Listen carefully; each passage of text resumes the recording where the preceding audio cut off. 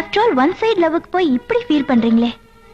ஒரு செடியில எத்தனை பூ பூக்குது, ஒரு பூ உதிர்ந்தா இன்னொரு பூ பூக்குறது இல்ல? வாஸ்தவம் தாங்க. ஆனா உதிர்ந்த பூவை மறுபடியும் எடுத்து ஒட்ட வைங்க பார்க்கலாம். முடியாது. அது மாதிரிதாங்க காதலும். சில பேருக்கு அது செடி மாதிரி, ஒண்ணு போச்சுன்னா இன்னொன்னு. சில பேருக்கு அது பூ மாதிரி, ஒரு தடவை பூத்து உதிர்ந்ததுன்னா அவ்வளவுதாங்க, மறுபடியும் எடுத்து ஒட்ட வைக்க முடியாது. அது மாதிரிதாங்க என் காதலும். லவ் ஃபெயிலியர் ஆன எத்தனையோ பேர் வேற கல்யாணம் பண்ணிக்கிட்டு சந்தோஷமா இருக்கலையா? இருக்காங்க. ஆனா அவங்க சந்தோஷமா தான் இருக்கிறாங்களான்னு நமக்கு எப்படிங்க தெரியும்?